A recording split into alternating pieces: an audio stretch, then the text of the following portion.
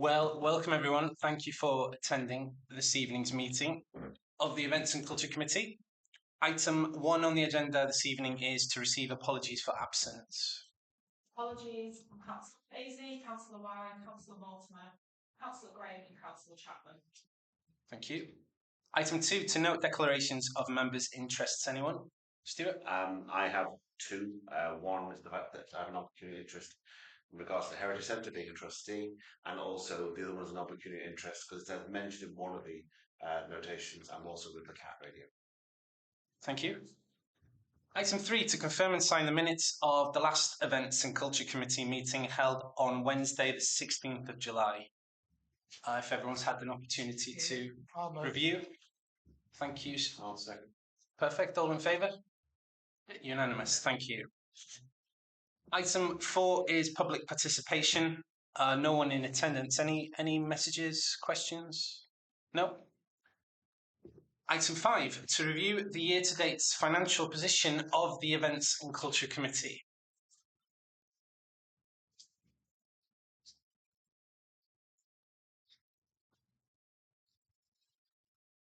So again, the report's been shared. If anyone has any questions.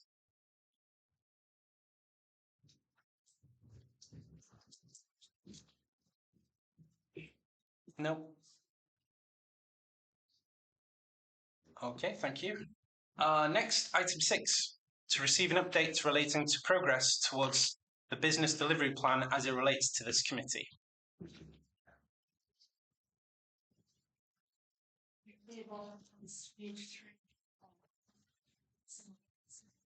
On the business delivery plan, notes.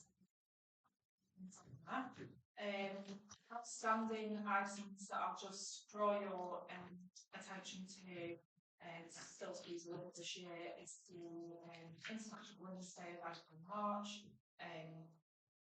community awards in February, Christmas activities, and arts and culture development.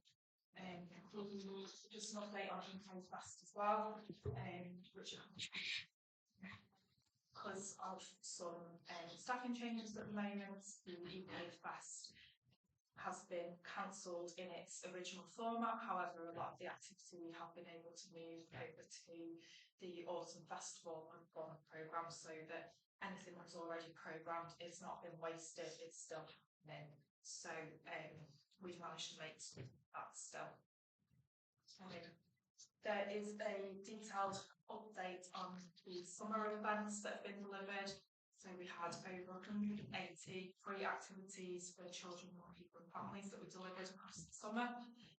They were all really well attended. We are still going through the evaluation runs for some fun. However, at the moment we can see that at least 9,000 spaces were used over the summer, which shows that it's maintaining its popularity year on year at least, but we do expect it to be more. We've received some really positive feedback, which really kind of demonstrates how vital that programme is for the community. So that is what. Autumn Festival of Fun is due to be delivered between 25th and 25th of October and 2nd of November. We have now got around 30 activities programmed for the Autumn Festival of Fun. Haven't got the programmes to share with you today, but as soon as we have got them, I'll make sure that they're available if anyone wants one. We've got activities programmed at the library, Heritage Centre, at Crewe Creates. We're also working with lots of partner organisations that have programmed their own activities as part of Autumn Half Term. So really positive town, lots going on. We haven't got any outdoor events as part of the Autumn Festival Fun because it proved such a risk last year. We had quite a few that either kind of stopped a little bit early doors or just weren't very well attended because of the weather, and so our programming is indoors, but other organisations in the town have chosen to do outdoor events across the autumn half term and are utilising Lightfield Square in town, which is really positive to see that those spaces are kind of mobilising a bit and sort of starting to get a little bit more interest in them. Christmas light switch on update. So pretty much everything is in place for that now. It's just the last few bits of pulling it all together. Switch on is due to be delivered on Saturday the 29th of November, 2 p.m. till 7 p.m, which was the timings that we had last year, which worked really well, with the switch on being at that 7 o'clock mode. We have got programming from Cat Radio, who will be hosting the main stage. We've got visits from Pantocast, lots of local acts that are participating this year, and that seems to keep growing as well. We seem to keep getting more signing up even at this point in the day, so real positive. JDL mini markets, they are programming the festive market. And the last time I spoke to them, they've got around 30-40 stalls programmed, so similar numbers to last year, but obviously we've still got a little bit of time to go, so I'm pretty confident that they can add even more to that. The infrastructure for the lighting is starting to go up, and so you won't be able to really see it now because it's all of the kind of the boring bits that don't particularly look nice, but that is already happening behind the scenes, ready for the actual lighting scheme to be installed in November. We usually leave those bigger items that are quite visible until after Remembrance Sunday, so that it's not distracting from that event. Arts and culture development, we've kind of hit a little bit of a wall on this one. So last time we met, we discussed decorating, painting up the utility boxes on Market Square and other locations in the town centre. Now, after conversations with Cheshire East Council, we've found that there's potentially going to be something happening with those spaces in relation to the old Marks and Spencer's building and also the Royal Arcade site. They've advised strongly against doing any public art in that area at the moment because they're worried that we could either end up duplicating efforts to improve that space, or we could end up wasting time and resource on doing work that then might be scrapped afterwards. It depends who you speak to. Some say it's going to be several years until that happens, some say that it'll be less. But I personally feel like at the moment it's a risk to do that, so I've got consideration in as to whether we would like that budget to be reallocated. So the suggestion I've made is that rather than a number of the utility boxes being painted up, that we do a one-off piece, which would hopefully allow us to still be able to do that within this financial year at this point in the day. So that is there under the considerations for you. Jill. I understand the advice from Cheshire East. I don't agree with it, because Royal Arcade is there isn't any utility boxes on Royal Arcade anyway. Utility boxes around the Marks and Spencer's building. There's no planning application for anything to do with Marks and Spencer's. The utility boxes are mainly around the Market Square, around the Marks and Spencer's building. There is no planning application in Marks and Spencer's, and the likelihood, I mean, who knows what might happen to Marks and Spencer's? Nobody knows, apart from it's recently been sold to somebody else. And what their plans are, who knows? So I don't agree with the advice being given by Cheshire East. I've had similar advice in the past from people at Cheshire East. I will make no further comment than that. If it's going to be on something else, fine, but I would like that idea with Cheshire East pursued, because I do not believe what they're saying, and I just don't believe it. It's just well, as I say, I've done dealings with Cheshire East in the past in this respect, and I would, if it's possible, I'd like that idea pursuing. I know we can't do the telephone boxes, you know, and if we can't do it in the town centre, can we look at where else we might be able to do it? Nantwich Road, West Street. I just think, well, I know it was my idea to do them, but they are small pieces of street art which will brighten up the space. And if they're only there for 2 years, what does it matter? They're only there for 2 years. So there is a risk that these boxes will be removed one day. No, they're not going to move the utility boxes from around Marks and Spencer's. I mean, I don't want to say publicly what I might know about the Marks and Spencer's store, but I would say that the cost of removing the boxes from outside Marks and Spencer's would be horrific. And I won't make no other comment than that. So yeah, so I mean I completely understand where you're coming from, Jill. It's the advice and responses that I've had have been slightly vague in terms of what is happening and when. But the kind of the gist of it was that those boxes could be replaced, upgraded in future.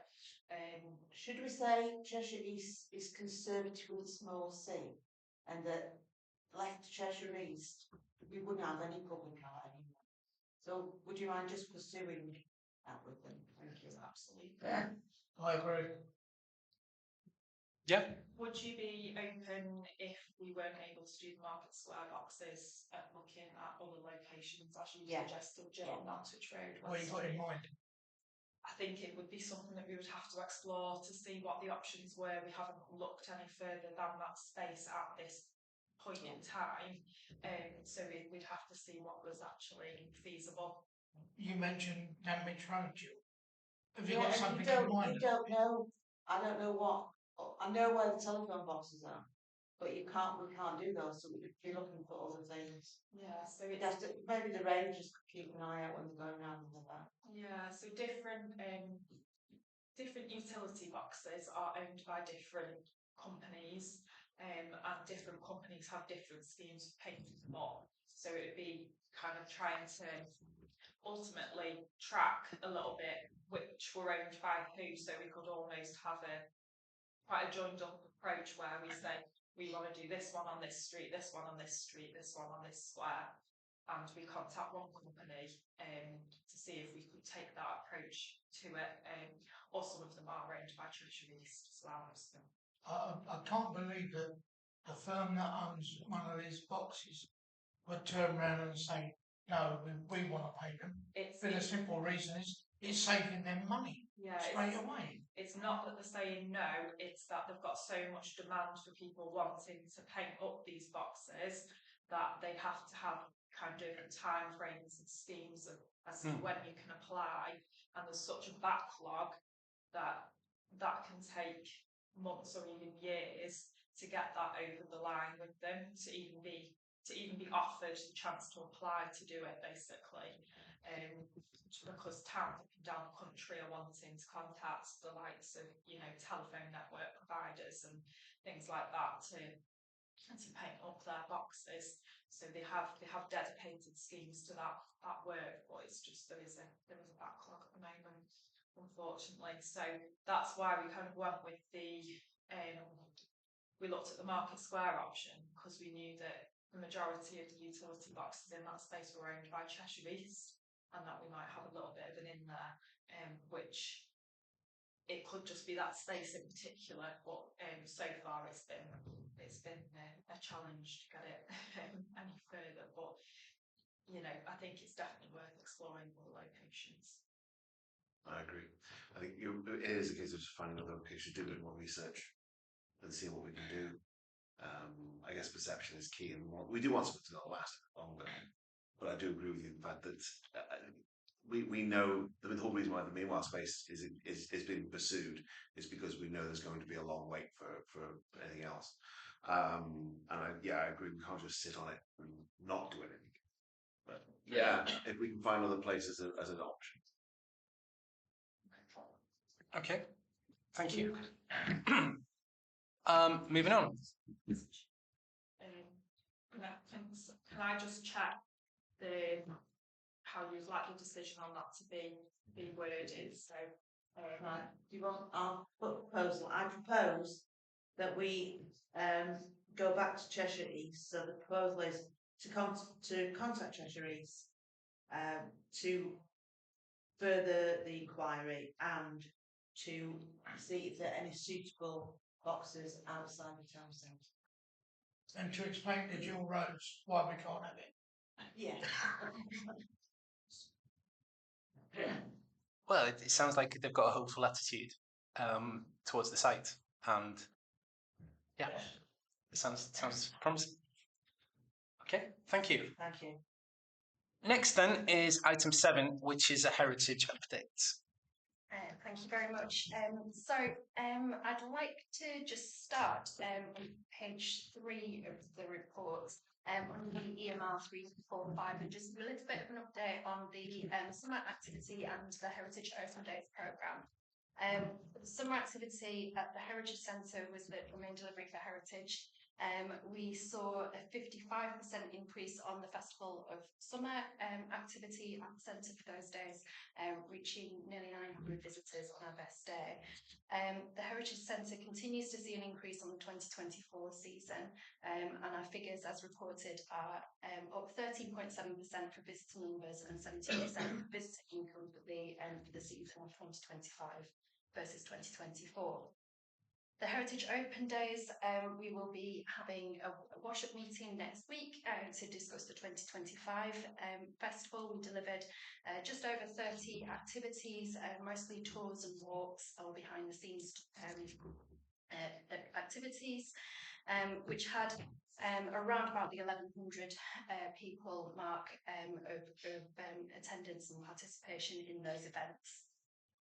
But both of those activities have influenced the considerations that I'm asking for today. So if we go back to page 2 to give you the update on the works underway in the business delivery plan. The Hidden Narratives phase 2 work, so the committee has already agreed that for the business delivery plan we would deliver a second phase of work to uncover stories of cruise past that are not well visible at the moment. Currently that has been proposed as continuing the work with the groups we worked with in phase 1 and to look at creating an exhibition or display that could be put into the Heritage Centre. However, the feedback from the trails and tours, in particular on the Heritage Open Days, was that we have a lot of really valuable content that is available if you know to pick up a trail, but would be really useful to residents if they could see it in a more permanent fixing. And having seen the response to the ADA plaque and having seen the work that is going on with the residents' cottages for the 180th anniversary of the interpretation panels, I would like to suggest that this budget is tweaked slightly to still tell hidden stories, but to do that in a more kind of discoverable way where you're just in the streets around, so potentially vinyls in shop fronts or other attachments that could work to tell those stories, working with the community. Areas that this could focus on that we know there is interest is particularly High Street and potentially Nantwich Road as well, and that seems to be working as a model. So that is one of the considerations from today. As I've just touched on, the Railway Cottages work is well underway, and the Railway Cottages Residents Association have been pulling together imagery and text for 3 interpretation panels and are working with the students at the Crewe UTC to design and develop those interpretation boards. So we hope that we will have something for the next meeting to show you how that project is coming together. The Railway 200 programme, so we delivered a large number of events at the Heritage Centre in September 2025, which was the main month for the Railway 200 celebrations. This has all been done by the Heritage Trust, independent from the council, but that means that the programme allocation that we gave at the beginning of the year has not been drawn down, the £2,000 that was allocated to that programme. So for my second consideration, I'd like to consider making a kind of legacy interpretation opportunity at the Heritage Centre to tell some of the stories that came out of that Railway 200 programme in a more permanent way, again making sure that more visitors to the town can learn about that history. And the final consideration today is from the Heritage Community allocation, and we have an allocation for community groups who are interested in the heritage of the town to access to support their work. The Friends at Queen's Park have approached us. They delivered a number of tours and talks through the Heritage Open Days, but they require some infrastructure to be able to do that on a more frequent basis. So they've made a request for the £2,000 to purchase equipment that would support hosted guided walks and tours. So those are the three considerations that we have today. I'm happy to take any questions.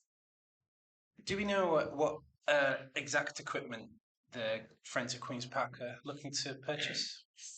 The top projector and screen dominantly, and then a printer and laminator would also support to create resources that could be used and taken on tour.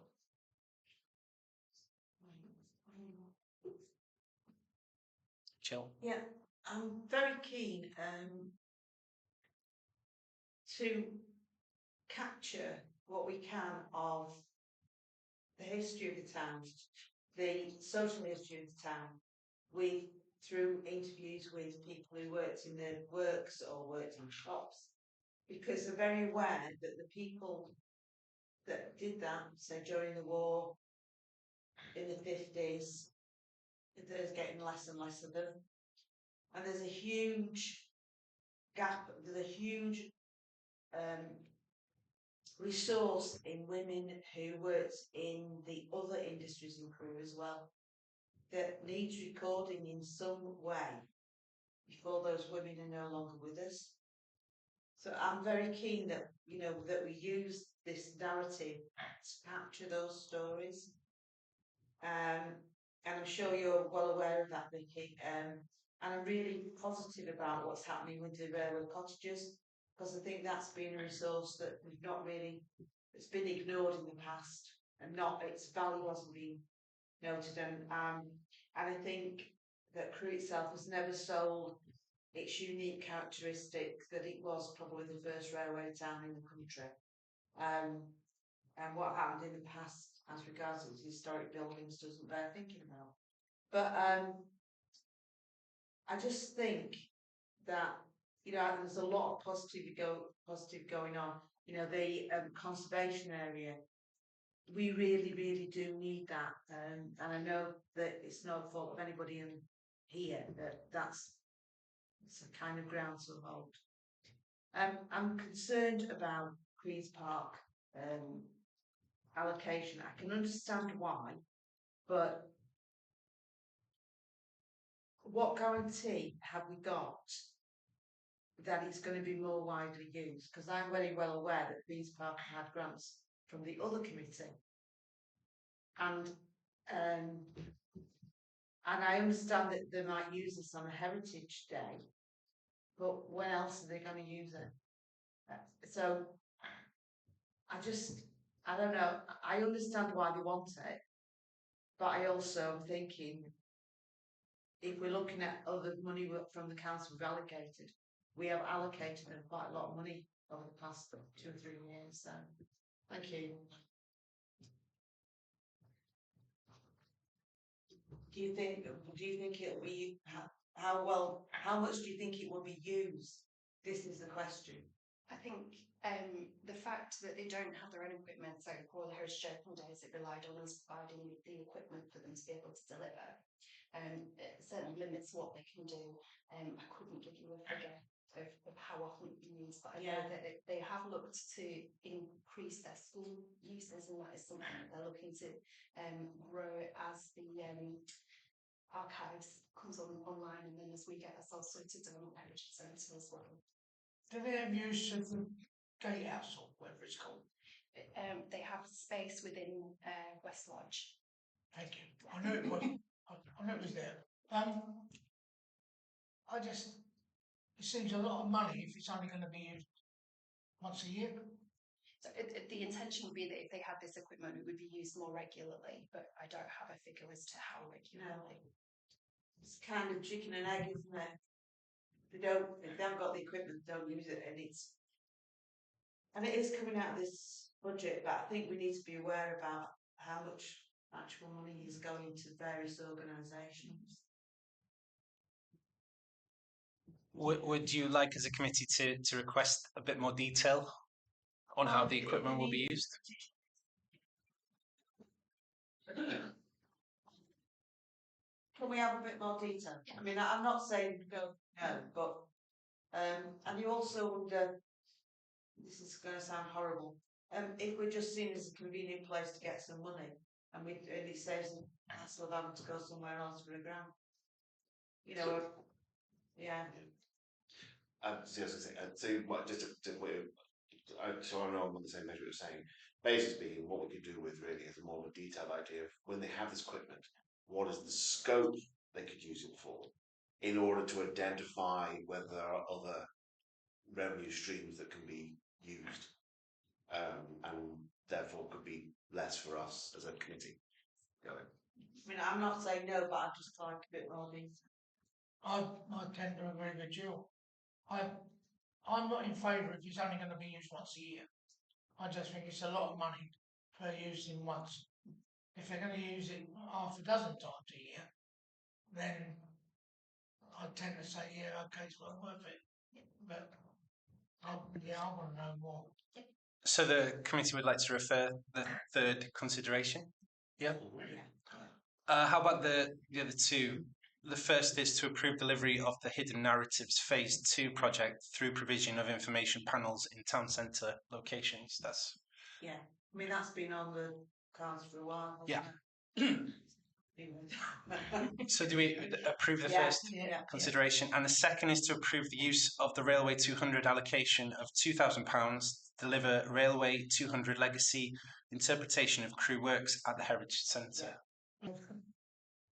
I think the railway coaches is something special. Oh, they're beautiful. A friend of mine used to live in one of the roads there, and the place is fantastic. And it must have been like, what is it, 180 years ago, 160 years ago when it was built. So, and sorry, 180, wasn't it? Well, leave me alone. Then I say, to me, it's about time. Yeah, to also let people know, because I don't think a lot of people know they exist. Yeah. Stuart. Just to make sure it's clear that I need to abstain from that particular. Instead. Can I ask, are we thinking of another blue? Are we thinking of another plan? So currently there are no further plans for blue plaques, which are mainly around the planning issues that we've had in trying to deliver those, and mainly private developers, not actually planning issues, but that's certainly something that we can look at. It would be good if we would look at another one. I know they take forever to deliver. Particularly when the building that they're going to be put on is falling down. But I think it's something that, you know, if we can find something, I don't know, those people we've got to find a blue platform. I'm sure we've got enough people to be able to persuade them. It's a good thing. Stuart? There is a list. All I said, as you're saying about getting those interviews, getting those stories, is where we will find our heroes. I think that's the best way to look at it. I mean, there must be, you know, there's railway sort of people in the like Francis Webb and people who built the duchesses, designed the duchesses, and it's all sorts of people out there, isn't it? And normally get a street named after them. I think a lot of the issue that we found around those was that the assets don't remain, so there's a kind of location for them, isn't there? But that's why the interpretation panels would be a benefit, because we can still tell those stories, but not necessarily through them. Yeah.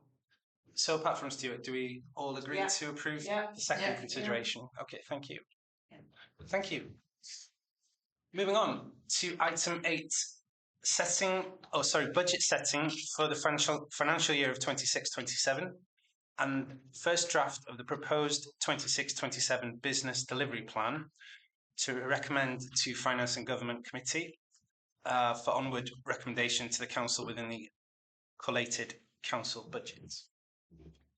So, as you can see from your viewing of this, Martin, I'm assuming there was no issues No. with this. We have scaled back the budget for events and culture for 26-27 considerably at the committee's request. We've managed to do that by keeping many of the budgets the same or as close to as possible for next financial year. The only real big change that we can't avoid is Crewe Day Festival, because that has previously come out of an earmarked reserve. So if we want to deliver Crewe Day Festival, we've got to fund it through directly through the committee rather than through earmarked reserves that are built up from things not being delivered in previous years. We no longer have that available to us. So other than that, there isn't any big additions. I've also put in there a income target of £15,000, and that is based on us successfully being awarded £15,000 of sponsorship this year through Crewe Bid. So I think that is more than achievable for next year. The target for this year was only £5,000, so we have exceeded that. So I think it's more than doable. We could achieve even more than that if we look in the right places. And I know that Jill, you strongly felt in the last committee meeting that we needed to be looking at external sponsorship and grant funding a lot more. I've also suggested, which you'll see in the business delivery plan, that potentially the arts and culture development budget of £10,000 is kept the same, but for next year start to look at utilising that to secure some bigger pots of grant funding. So similar to what we did with the art trail when we received the UKSDF funding of £90,000 last financial year. I think that we should maybe start to be looking at that again within next financial year, so that we can continue that arts and culture development work, projects and initiatives such as the arts trail, without it impacting the budget too much. I have provided a first draft of the business delivery plan. I know that that's a little bit early, but I just wanted to make sure that you had that as early as possible to start to consider it and check that it includes everything that this committee wants to see included, and obviously the opportunity to refine it. It's clear. Has anyone got any questions on it? I don't argue with the figures. It's just that working it out very roughly, it looks like it's about 17% increase. Considering Cheshire East was forced not to go up by 5%, are we open to criticism? Potentially, but there's no other. What I would say is there's no other way around. If you still want committee to deliver everything that it's doing, there's no other way around it. I mean, I agree with Dennis that it's too big an increase if we're going to keep the whole council precinct in some reasonable level, considering that we might be looking to take on extra services like around green spaces from Cheshire East if that comes to fruition, which will mean an automatic increase in the precinct. So I just think that we have to think about what can we do less of. I mean, how is the Crewe Day still planned for 3 days? So it would still be 3 days. However, I'd say that the majority of the budget for this year went into the main event day rather than the days either side. The days either side are kind of assembled, so they fed into the programme. So we had things like workshops with community groups, to train them up as dancers, which we wouldn't have been able to put on the parades and the dance performances, etc., that we had as part of Crewe Day Festival if we hadn't been able to have those days in the run up. There's not a huge increase on what was spent on Crewe Day Festival within this budget, but there is some to allow for inflation, and obviously that is an event that it's been indicated in the past members want to see grow year on year. But I think that we've got to the point where we are putting on so much in the summer programme that it's becoming very difficult to manage from an office perspective. It's probably adding to the stress load, and I think we've got to start looking at particularly the summer heritage holiday programme and actually reducing that, because I'm not convinced that all the activities are being attended by people from Crewe. I think there's a lot of people attend these activities who come from outside our boundary, but I mean I've got no evidence for that. But I think that we have to start trimming some money, and one of the places we can trim is off those summer holiday activities. Did you say there's 180 this year? 180, they weren't all ours, so we programmed a large percentage of those, but a large percentage were also programmed by other organisations who we helped to mobilise and then collated the programme. So although it seems like there's more happening this year, a lot of that is because other groups are pulling their weight in the community. They are delivering things, and what I would say is that the evaluation and monitoring that we have done so far and in previous years does indicate that it's mostly Crewe families that are attending those events and school holidays. Is the speculation or expectation from the grants and sponsorship conservative? Could that be somewhere perhaps we can find some income? I mean, I'll let Rosie answer that question. Because I just remember the last meeting, Jill, you mentioned that there's a lot of money potentially that could help. Yeah, I think potentially 15,000 is a little on the cautious side, but you know, I am conscious that we're going to have to look at how that is how achieving those targets as resource next year is a question at the moment. You know, so that is one consideration. I'm not saying that shouldn't be what the committee is doing, but you know, we exceeded last year's target. To up it more than £10,000 might be a challenge. But there's no reason why it can't be upped. It doesn't reduce the overall budget though. I mean, we're still undergoing evaluation and monitoring for town centre events delivery and development. For example, this has been the second summer where we've delivered events in Lyceum Square. That space is meant to ultimately be a community space where community groups are delivering events and activities. Is that an area that we could potentially look at reducing now that we've demonstrated its use and potentially trained up quite a few community groups and organisations to use that space and also kind of increase the interest in that space? Will things start to happen there more organically? Is that something that we could try? I'm not saying that any of these are the right things, I'm just throwing in some suggestions based on what we've experienced this year. I would equally add that the Heritage Open Days budget has not been fully used this year, so there's definitely room to look at that. I just think that, I mean, to me, the committee's got a choice. It can either find its savings because it was made clear by F&G that the budgets that were presented at that meeting were not acceptable, because that gives a precept of over 12%. So it's up to the committee whether they reduce the budget, or whether the F&G reduce it. And if you reduce it, you will do it in the best way.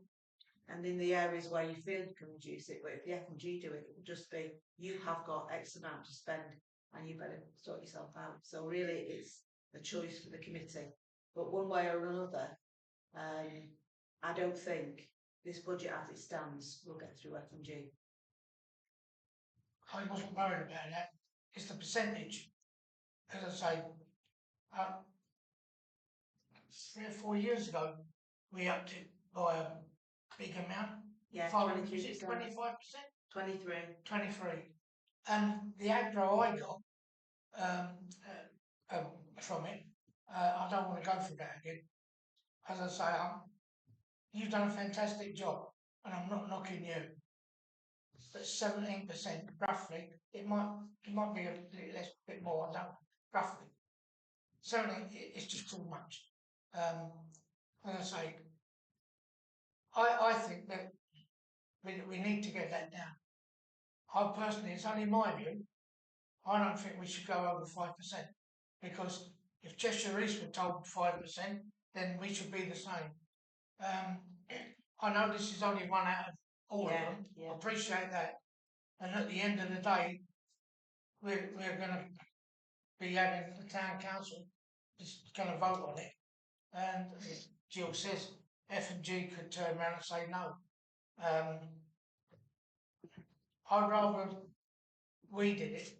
I know I'm putting work on you, but at the end of the day, I would rather us turn around and say, I would turn around and say, we've got it at 5%. We haven't gone up. That's it. And we'll be praising you because of it. Not that you're going to be here. I mean, you're going to swallow it for a year. If my maths are correct, there's an increase of 55,000. 55, I've made it 40. 2,500, or sorry, 25,000. Hang on a minute. Oh, there's too many zeros. 255,000 to 295,000. I make that £40,000 increase. With the sponsorship. Yeah, with a potential sponsorship, Yeah, but I'm going by the figures in front of me. And I make that roughly 40,000. Yeah. Yeah, but it's about 17% increase. So 5% would be almost nothing. Yeah, 5% would be 12. I mean, 12 it's all for debate. That's my personal opinion. I think it's too much. If I was the average person in Crewe, and I found that we spent £310,000 on events, it would not go down well with me as the average person in Crewe. I know it's really good, and I know what we're doing is really good, but your average person doesn't necessarily have the same opinion as us. I think I definitely agree in terms of it's definitely worth looking at, and this is a draft budget. It's the reason why we're having this discussion now. Going through the year and being aware of the events that we've been doing, I think obviously the elements that got here, obviously, the Creative Race is coming back. We know that was very popular. Crewe Day Festival is something that very much positive feedback on. We have built up a little bit of goodwill when it comes down to people saying these are very good events and we want to see more of it. But I do agree that we have got to be careful with the budgets, especially when it comes down to taking to F&G.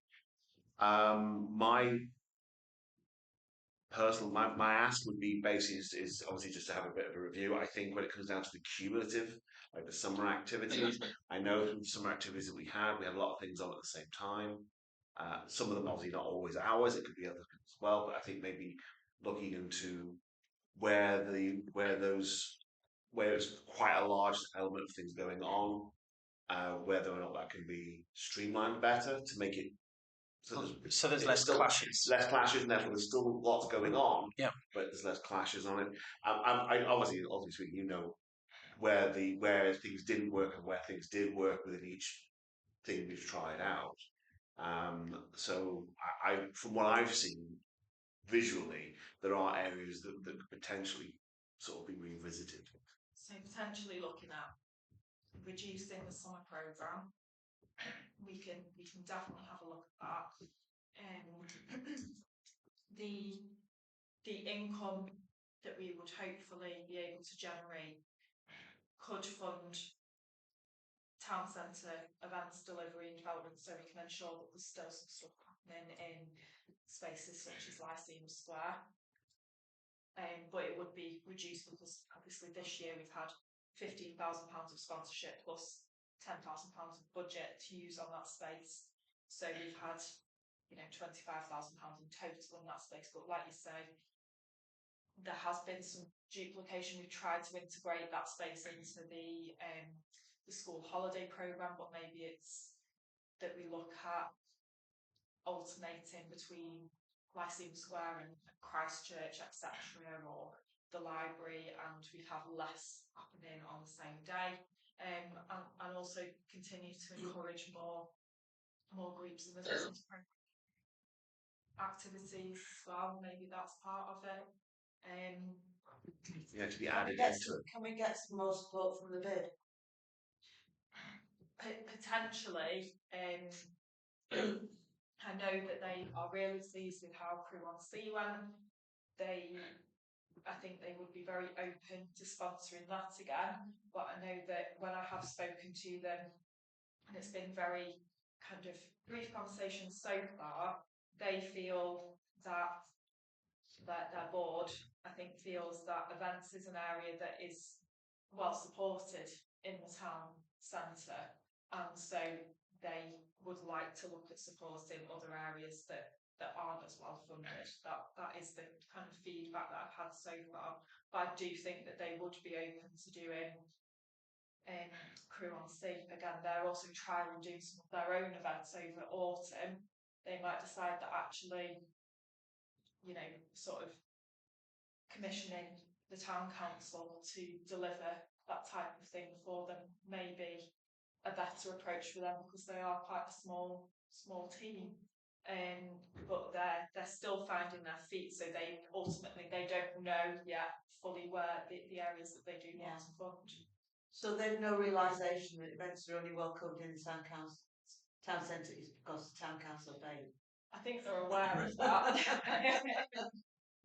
So if we said to them, well, I'm sorry, but we haven't got the budget to fund all these events, maybe that's the approach. Maybe say, events. If we withdraw funding, events won't be welcome, because I know bids in other towns actually fund the events, don't they? Where they haven't got a town council that does it. So, should we give you a figure or of how much we'd appreciate a reduction? By how much? If it's an increase of 40,000, and as Dennis has said, should we be aiming at 10 or 20? If you look at 5%, if you go 6, I'm not saying this. If you go 6 or 7, I think we could get away with it. But if you look at 5%, in my opinion, and it's only my opinion, I think we'll get away with it. So how about I have a look at what could potentially move around, what could drop, consult with the chair. I'm not going to ask you. I'm not going to ask you me to do your job. I know. Is that right? You know what I mean? Dennis. Well, no, I certainly could, because I'm no good with figures. Now, you know your job, and I don't want to interfere with it, because you do a good job, in my opinion. But if you can get it down to 5%, I think we'll all be happy. At least then we can go out there and people start moaning. We can say, we kept it down, mate. For example, the Bicentennial Fund, I know that we're contributing that every year.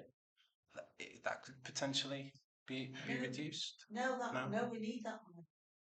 We need that money, don't we? Because we're going to have a Bicentennial festival, which I won't see. We need a fund, and we're not going to find the money that will take overnight. So you've got to build it up slowly. Yeah. So other than the school holiday programmes at the moment is an area that I feel you've highlighted needs reducing. Are there any other areas that you think need reducing? Well, also talks about town centre events, delivery and development. The other big expenditure is, of course, the Christmas lights switch on at 60,000 plus the switch on itself, so that's 90,000 of our budget. So we can't reduce the infrastructure because that's a 3-year contract. And you know, all of the tenders that we received were around that price bracket. So if we want Christmas lights, which I think there'd be lots of complaints if we didn't, we have got to keep that as it is. Christmas lights switch on for what goes into that event. It needs that amount for it to go ahead in its format, and I mean that funds the infrastructure and the provisions more than anything. When we look at the programming of the larger events such as Switch On, Picnic in the Park, Crewe Day Festival, the programming elements aren't the expense. Quite often when you're delivering events, it's the provisions and the health and safety and the infrastructure that is needed to make these events compliant. Yeah. And so, you know, if we start to reduce it, we can't do these events at the scale that we're doing them because it wouldn't be safe to do so. Picnic in the Park then? That's 20,000. I think it's a question of shaving amounts off all the budgets where it's possible.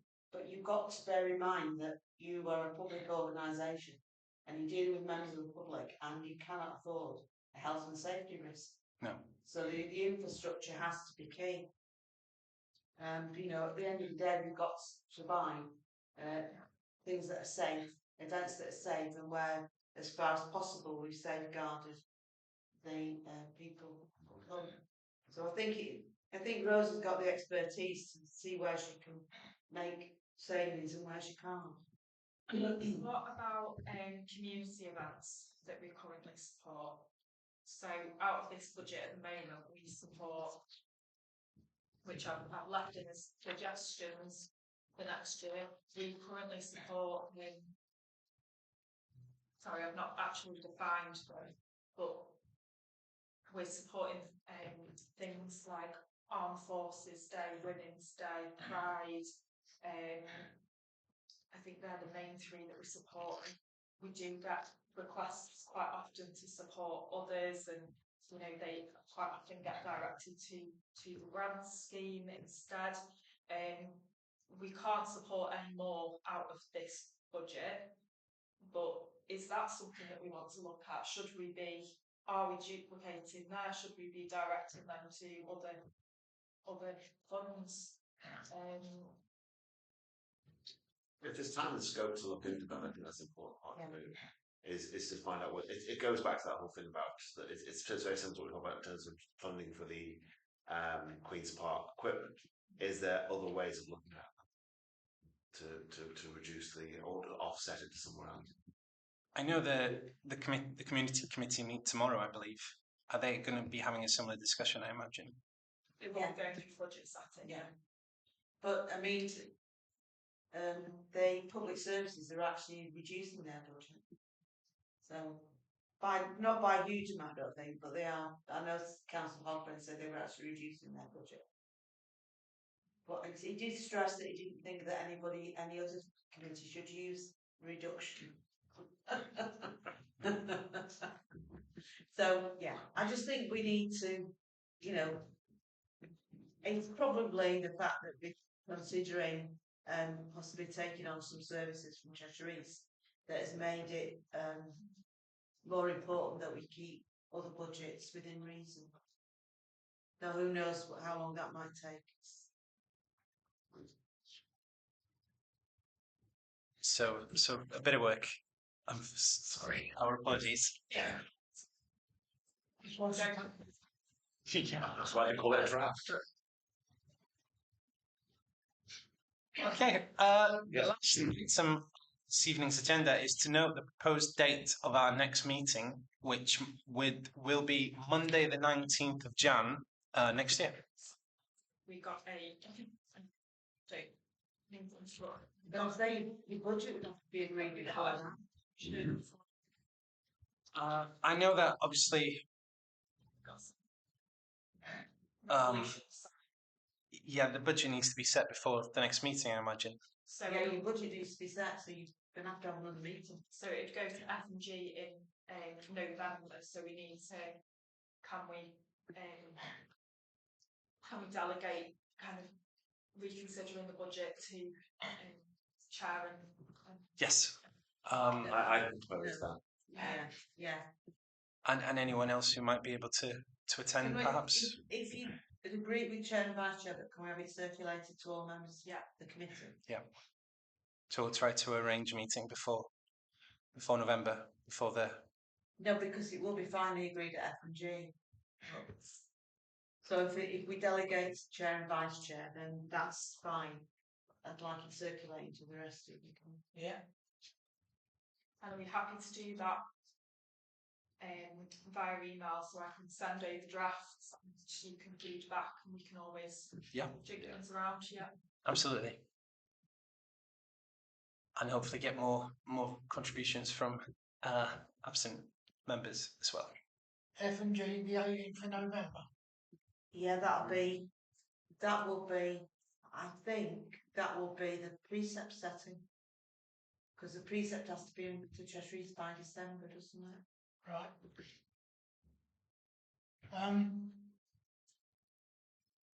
I'm easy, and I'm just sort of, because I know you've done a lot of good work, and as I say, it's just with everything that's going on politically, shall we say, at the moment, we'll be crucifying ourselves if we don't do it. As Jill said, if this goes to F and G, they won't do it anyway. So I think if we redefine the budget over the next few weeks and circulate it with members of ENC, I think we can get it ready by then. I don't think we need to meet again. I think we can do it. We've got all the faith in you before you go on holiday. Okay. So yeah.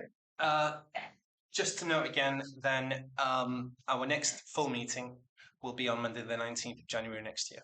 Thank you, and thank you for attending. Thank you very much.